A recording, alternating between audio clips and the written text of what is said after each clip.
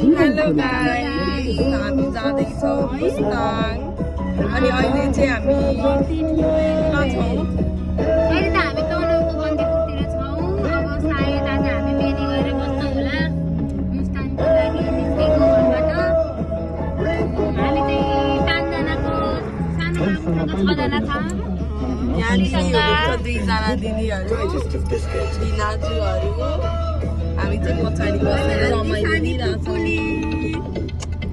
नमस्कार कान्तिपुर डायरीका आज चाहिँ हामी कहाँ गएर बस्छौँ जहाँसम्म लाग्छ अब भ्याइसम्म कहाँ गइन्छ बेनी होइन भने पोखरा त्यो रुखनेर छ नि रुखनेर अनि हामी ठाउँ ठाउँमा अरू पनि देखाउँदै जानेछौँ हजुरहरूलाई स्टे ट्युन नमस्ते फेरि आज पनि सबैजनालाई स्वागत छ हामी आज दोस्रो दिनको यात्रामा निक्लेका छौँ कुचमा हिजो बेलुकी कुचमा आएर बस्यौँ अनि आज कुचमा आएर बिहान खाजा खान चाहिँ हामी रास्तामा चेरीपुरी खाने भनेर आएको मालडुङ्गामा चेरीपुरी पाइने रहन्छ 13 किलोमिटर छ बेनी पुग्नलाई आजको हाम्रो टार्गेट चाहिँ जतिको माथि चढ्ने हो जोमसम्म अथवा बच्चा लिएर हिँडेका छौँ एउटा च्यालेन्ज एक्सेप्ट गरेर हिँडिरहेको छौँ होइन अब तपाईँहरूलाई पनि पछि थाहा हुन्छ बच्चा लिएर जाँदा कति अप्ठ्यारो हुन्छ के हुन्छ हेर्नु होला त्यो एकचोटि बच्चालाई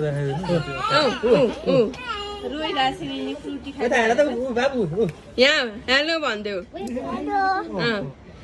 म ज्ञानी हुन्छु भन ज्ञानी नै छैन यहाँ हाम्रो भिनाजु हामी भर्खर खाजा खाएर बसेको म छु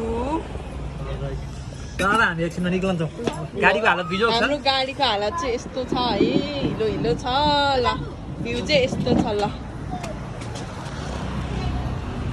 गाइस अहिले चाहिँ हामी बेनीबाट कटेर कता गलेश्वर कटेर कता आउँदैछौँ रमाइलो भइरहेछ बेनी बजारदेखि अब मुस्ताङतर्फ आफ्नै गाडी लिएर हिँड्ने आँट गरेर अहिले जाँदैछौँ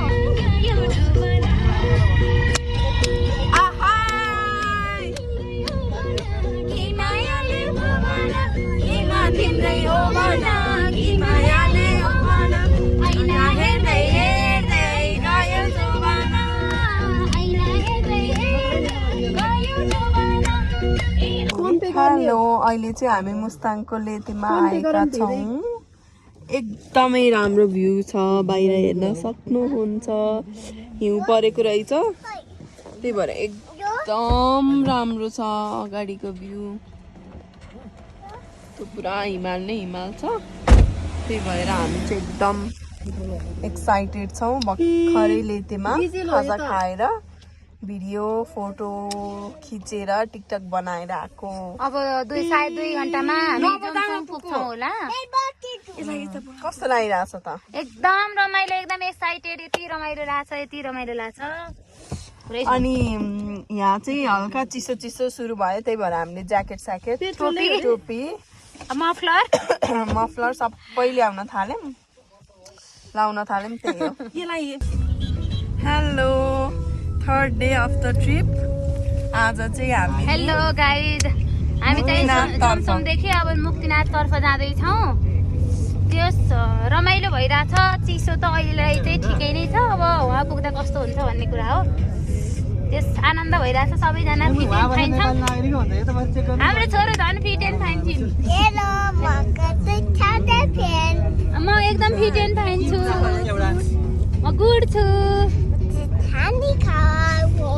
सबभन्दा एक्टिभ चाहिँ सबभन्दा सानो मान्छे छ हेलो गाइज अहिले चाहिँ हामी मुक्तिनाथ परिसरमा पुगेका छौँ त्यसै क्रममा हामी मुक्तिनाथ मन्दिरमा जाने क्रममा पैदल यात्रामा थियौँ त्यति बेलै बाबु सानो भएको भएर चाहिँ बाबुलाई बोकेर हिँड्दाखेरि चाहिँ अलि यो चिसोले गर्दा गाह्रो भएको भएर चाहिँ हामी अब बाबु र बाबुको बाबा चाहिँ घोडामा जाने भन्ने कुरा भएको थियो त्यसैमा फेरि होइन सबैजना घोडामै जाउँ भनेर सबैजना घोडा चढ्यौँ फर्स्ट अनुभव रमाइलो भयो घोडा चढेको अनि त्यसपछि हामी घोडामा जाँदै थियौँ जाँदै घोडा चढि नसक्दै त झर्ने ठाउँ आयो गाइजहरू अनि छिटै नै झऱ्यौँ हामी त्यहाँ पछि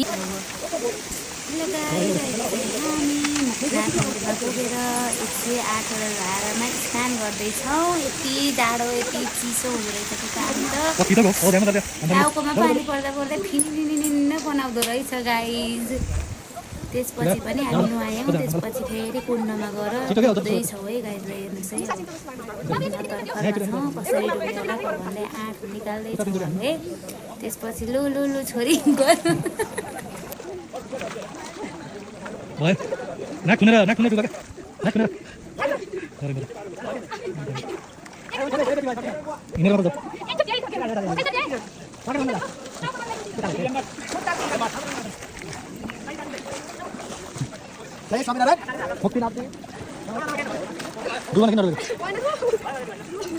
हेलो गाइज अहिले चाहिँ हामी मुक्तिनाथ मन्दिर दर्शन गरेर अहिले तल मार्फा भिलेजमा छौँ मार्फा गाउँ झरेर जेरी गल्लीमा छौँ अनि के भन्न चाहनुहुन्छ हजुरले रमाइलो भइरहेको पुरै अब एकदम इन्जोय गरिरहेछौँ सबैजना फ्यामिली सहितको प्याकेज एकदम रमाइलो भइरहेछ हाम्रो पुकुर नि एकदम गुड छिन् एकदम सानो यति सानो उमेरमै मुक्तिनाथ पुगेर आइसक्यो छोरो 30 महिनाको बच्चा मुक्तिनाथ लर ल्याएको हामी भन्दा नि झन् सजिलै घर आयो होइन के भन्छौ नाना ए रमाइलो रमाइलो भयो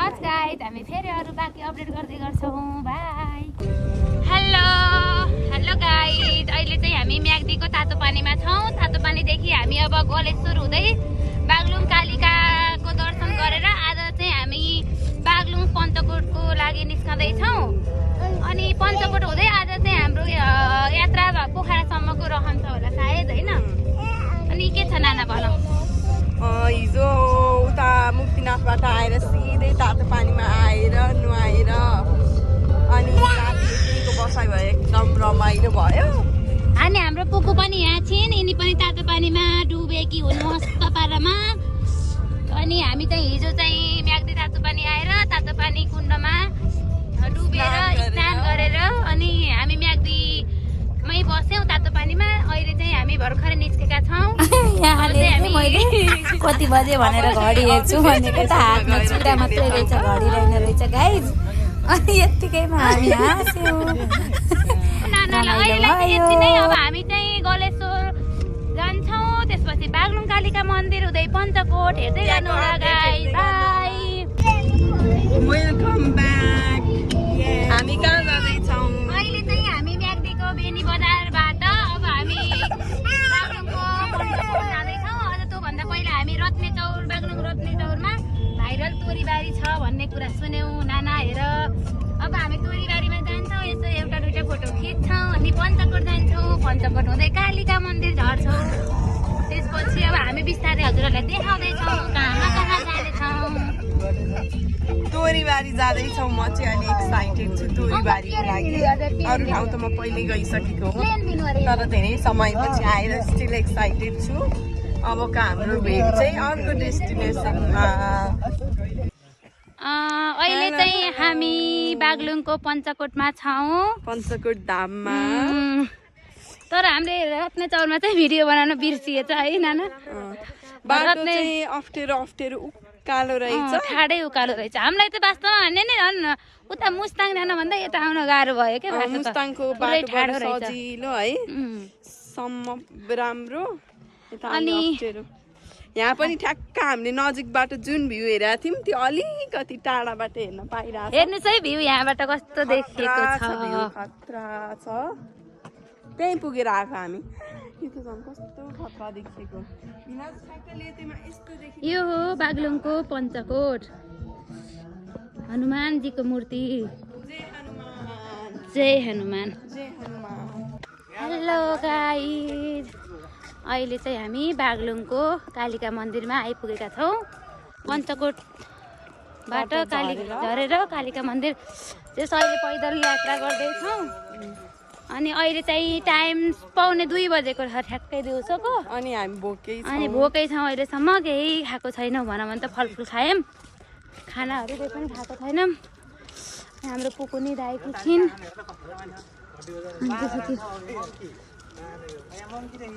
हिँड्दा 1:45 बजे आइपुग्यौँ है हामी अब पूजाआजा गरेर खाना खाने अनि पोखरातिर लाग्ने होइन अहिले बागलुङ कालिका सबैको रक्षा गरौँ। सबैजनाको रक्षा गरौँ। सबैजनाले यहीँबाट दर्शन गर्नु होला।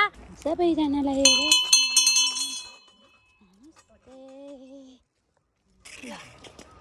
अहिले हामी बागलुङ कालिका मन्दिर दर्शन गरेर फर्कँदैछौँ।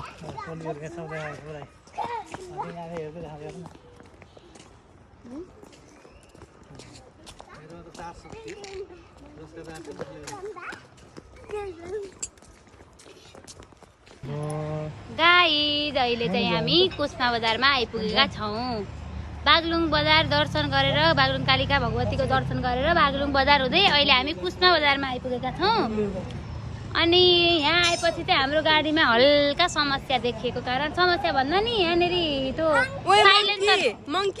साइलेन्सरको पाइप फुट्यो कि भन्ने लागेको थियो हामीलाई चाहिँ। अलि त्यो साउन्ड अलि घ्यार आएको भएर तर ठिकै रहेछ गाडी, त्यस्तो खासै केही रहेन रहेछ। अहिले चाहिँ हाम्रो गाडी सर्भिसिङमा छ, हो मर्मत हुँदैछ।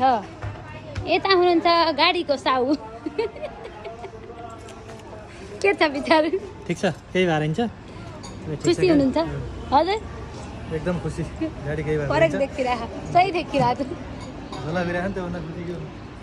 लगाइ तैरीलाई यति नै हो। फेरि हामी अबको यात्रा चाहिँ पोखराको रहनेछ। पोखरामा पुगेपछि फेरि अपडेट दिनेछौँ। त्यही नै हो। ल हेर्नुहोस्। हेलो गाइस, नमस्ते। अहिले चाहिँ हामी पोखराको लेक साइडमा छौँ, लेक साइडको होटल सारथीमा। अब हामी चाहिँ यहाँबाट आजको लागि चाहिँ अब तालबाराई मन्दिरमा निस्कन्छौँ। त्यसपछि चाहिँ हामी लाग्छौँ होला उता कुम्दीकोटतिर। हुँदै अब आजको यात्रा चाहिँ पोखरामै रहनेछ। आज हामी तालबाराही मन्दिर गएर यसो पूजाआजा गरेर अनि जानेछौँ कुम्दीकोटतिर। सबजना बिहानको चियाको लागि हेलो गाइस, म बेबी भन ल। हामी चाहिँ होटल सारथीमा बसेको आज पोखरामा। हेलो गाइस, अहिले चाहिँ हामी कास्कीको पुम्दीकोटमा छौँ। पुम्दीकोट शिवको मन्दिर हो कि अब मूर्तिमा दर्शन गरेर त्यहाँ एकछिन रमाइलो गरेर अहिले हामी तल ओल्ड पिस प्यागोडामा जाँदैछौँ। त्यहाँ जानलाई हेर्नुहोस् त कस्तो खतरा खतरा बाटो रहेछ जङ्गलको। हेलो गाइज, के छ, कस्तो हुँदैछ? तिमीहरूको दिन कसरी बितिरहेछ? हुँदैछ, शीतल रहेछ। अघि गर्मी भइरहेको थियो। क्या आनन्द शीतल छ तर है। अनि त्यसपछि अब हामी पिस प्यागोडामा जान्छौँ, एउटा दुईटा फोटो खिच्छौँ, त्यसपछि हामी लाग्छौँ होला सायद आज अब एकछिन पछि लाग्छौँ होला। जाँदै गर्दा आज हामी डाइरेक्ट चितवन जान्छौँ कि बन्दीपुरतिर पस्छौँ थाहा छैन। अब अहिले एकछिनमा सल्लाह गरेर भन्ने हो। अरू सबै ठिकै छ गाइज। हस् त गाइज, बाँकी फेरि देखाउने छौँ। बाई। कास्कीको ओल्ड पिस प्यागोडाको यात्रासँगै हामी बन्दीपुर गएर बस्छौँ कि भन्ने लागेको थियो, तर बन्दीपुर चाहिँ फेरि आउने भनेर हाम्रो यात्रा चाहिँ अब घरसम्म नै रहने भयो। फाइनल डिसिजन चाहिँ अब घर जाने, फेरि पछाडि आउने भनेर हामी घर लाग्यौँ गाइज। यति नै अहिलेको लागि। बाई।